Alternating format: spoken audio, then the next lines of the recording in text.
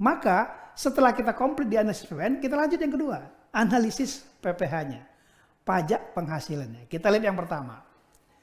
Tadi kita lihat ya, yang pertama sama seperti analisis PPN, Tuan Joko udah punya NPWP dan juga dikukuhkan sebagai PKP, nomornya sama nih, kan gitu. Kemudian kita lihat lagi, apa yang kita beli? Yang kita beli ternyata berupa barang. Nah, barangnya ada dua, ada ATK tadi 10 buah, kemudian buku pelajaran juga 10 buah. Ini yang kita beli. Nah, yang kita beli ini berarti adalah objek PPh pasal berapa? Nah, umumnya kalau beli barang berarti objek PPh pasal 22.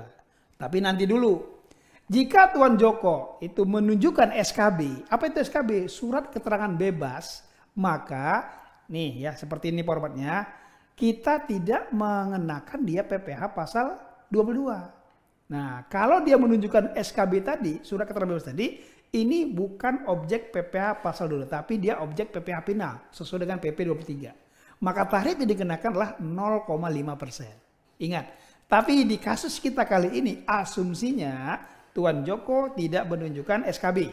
Berarti di transaksi kita kali ini NPWP kemudian dia PKP objek PPh pasal 22. Sekali lagi ya, karena tidak menunjukkan SKB ini asumsi kita.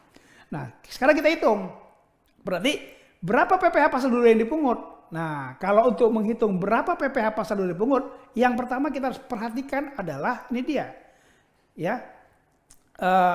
Objek pemungutan PPh pasal 22. Ya, jadi karena ini ada objek pemungutan PPh pasal 22, berapa total belanja kedua item barang ini ya. Nah, kita cek lagi ya. Tadi ingat ya, kita cek dulu faktur penjualan. Totalnya tadi sama seperti PPN 2.600.000. 2.600.000 berarti sudah lewat 2 juta. Sama nih PMK 231 membunyikan kalau nanti PPh pasal 22 di atas 2 juta transaksinya belum termasuk PPN, maka si instansi pemerintah memungut PPh pasal 22. Oke, berarti dipungut ya PPh pasal 22. Selanjutnya, setelah dipungut, pertanyaannya berapa yang kita pungut?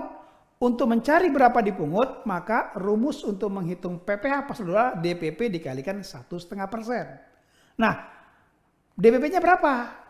Nah, DPP tadi kan 2.600.000. Tarifnya berapa? 1,5. Berarti 2.600.000 dikalikan 1,5% didapatlah 39.000. Berarti PPh yang kita pungut 39.000 rupiah. Oke, clear ya. Nah, di sini PPh pasal 22 kita lihat di layar. Oke, semua sampai ke kita lihat di tabel berikut ini. Selanjutnya, yang ketiga, berapa yang kita bayarkan ke rekanan? Yang kita bayarkan ke rekanan, nah dalam bentuk kwitansi dulu nih, kwitansi itu berapa kwitansi? Kwitansi adalah total berapa belanja di faktur penjualan tadi adalah 2.710.000. Berarti harga barang item kita beli plus PPN-nya. Nah, di sini ada gambar di layar Anda lihat ya. Itu sobat pelajar bisa lihat ada materai ya 10.000. Nah, ini kena materai atau tidak? Di sini tidak kita kenakan materai. Kenapa? Karena nilai kwitansi kita masih di bawah 5 juta. Kalau di atas 5 juta berarti kita bubuhkan materai di kwitansi ini. Nah, selanjutnya teman-teman, nilai kwitansi ingat 2.710.000. Kemudian PPN yang kita pungut ada dua tadi. PPN 110.000. PPh pasal 2 39.000, totalnya adalah 149.000. Maka uang yang kita bayar.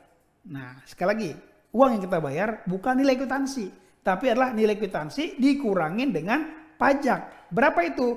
Dikurangin berarti didapat angka 2.710.000 dikurangin 149.000 didapat angka ini dia. Nah, berapa angkanya? 2.561.000. Itu 3 hal yang harus kita perhatikan di analisis PPN, analisis PPh, dan berapa yang kita bayar kepada penyedia barang. Jadi kesimpulan di video pertama, perhatikan itu BKP-nya, kemudian nanti hitung ya BKP-nya sesuai. Pastikan dia menggunakan aplikasi e-faktur dan isinya juga divalidasi. Kemudian PPh-nya perhatikan kalau dia itu objek PPh pasal 22 apabila tidak menunjukkan SKB. Kalau menunjukkan SKB teman-teman berarti dia menggunakan PPh pasal final ya PP 23. Dan yang terakhir di pembayaran Nah, perhatikan nilai kwitansi adalah nilai item barang plus PPN-nya. Tapi nilai yang dibayarkan kepada penyedia barang adalah nilai kwitansi dikurangin oleh pajak-pajak yang kita pungut. Satu lagi, materai. Kalau di bawah 5 juta tidak ada dibubuhkan materai. Sampai ke video berikutnya, nanti akan kita bahas di video berikutnya adalah bagaimana teknik penyetoran transaksi ini dan bagaimana pelaporannya. Sampai ketemu di video yang kedua.